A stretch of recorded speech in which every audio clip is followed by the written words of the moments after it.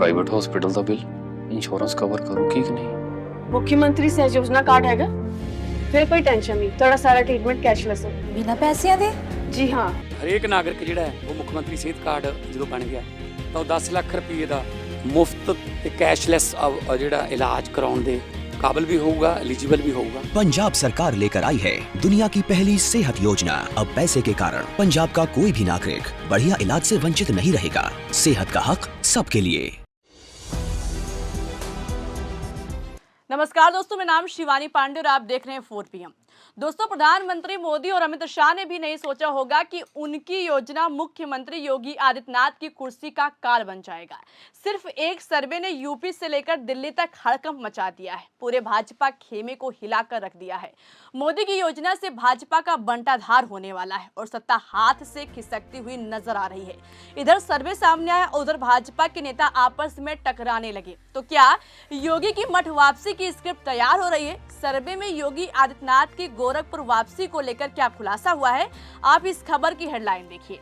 सिर्फ वोटर सर्वे, यूजीसी के विवाद से बीजेपी को कितना नुकसान, सर्वे के ये आंकड़े पार्टी को हिला देंगे। यानी हेडलाइन में साफ लिखा है कि भाजपा को यूजीसी कानून विवाद की वजह से भारी नुकसान होने वाला है। इतना नुकसान होने वाला है कि जिसकी कल्पना मोदी और शाह ने नहीं की होगी। यूजीसी कानून का विरोध भाजपा के लिए सबसे बड़ा काल साबित होने वाला है, लेकिन इससे योगी का सिंहासन कैसे हिलने वाला है, आप खबर देखिए। इसमें सबसे अहम सवाल पूछा गया कि क्या नए यूजीसी कानून से बीजेपी को भारी सियासी नुकसान होगा। दोस्तों, जो जवाब सामने आया वो आगामी विधानसभा चुनाव, खासकर उत्तर प्रदेश 2027 को देखते हुए ये आंकड़ा काफी अहम माना जा रहा है। दोस्तों, 60% लोगों का मानना है कि इन नियमों से बीजेपी और उसके सहयोगी दलों को चुनावी नुकसान होगा।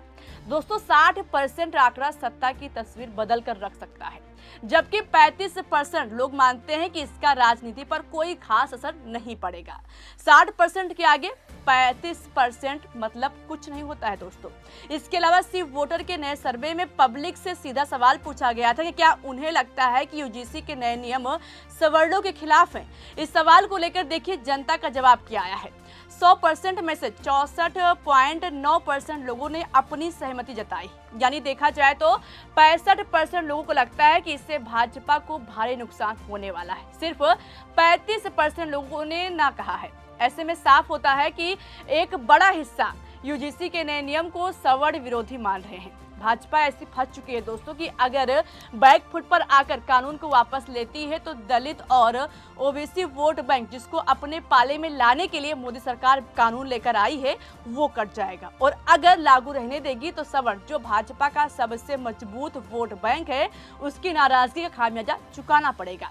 गोदी मीडिया की ही खबर है, इसमें देखिए आज तक की खबर की हेडलाइन में देखिए लिखा है, यूजीसी नियमों से बिगड़ा सवर्णों का मूड, कहीं यूपी में खराब न हो जाए बीजेपी का सियासी गेम।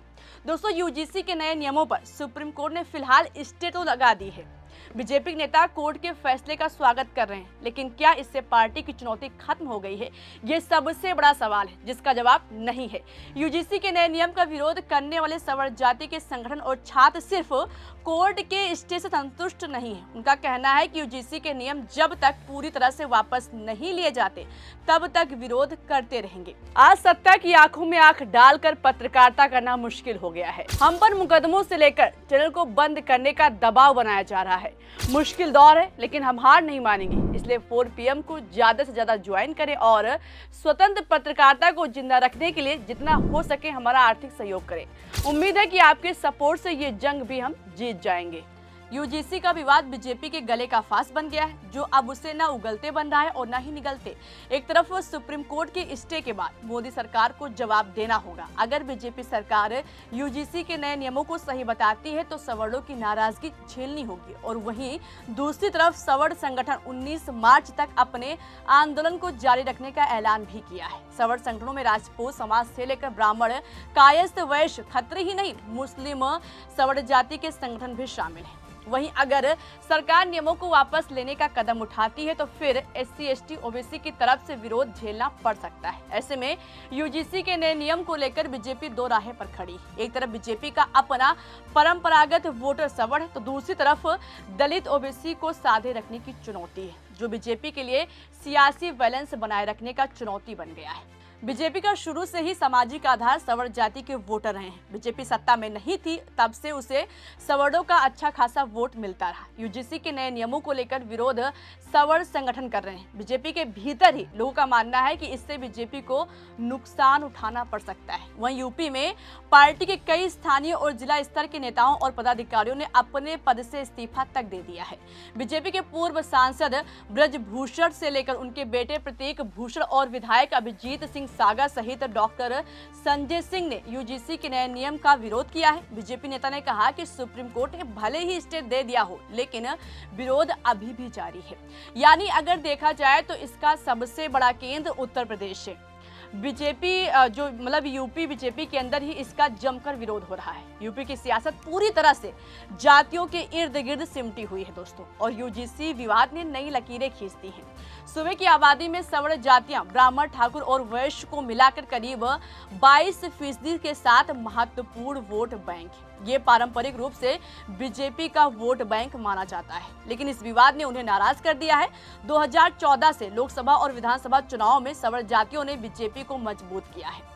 राजनीतिक नजरिए से देखा जाए तो अगड़ी जातियां अगर बीजेपी से दूर हुई तो उसे पूर्वांचल और अवध क्षेत्र तक के इलाकों में 10 से 15% वोटों का नुकसान उठाना पड़ सकता है। 2022 में ब्राह्मण वोटों ने 50 से ज्यादा सीटें दिलाई थी और ठाकुर वोटों के चलते 45 सीटें मिली थी, लेकिन अब ये असंतोष 2027 में उल्टा असर दिखा सकता है। यानी कुल मिलाकर अगर देखा जाए तो हर तरफ से योगी की कुर्सी पर खतरे का बादल मंडरा रहा है।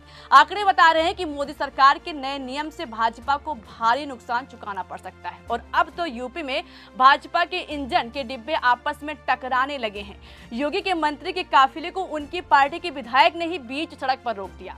मोदी की योजना जल जीवन मिशन को लेकर दोनों के बीच खूब नोक-झोंक भी हुई।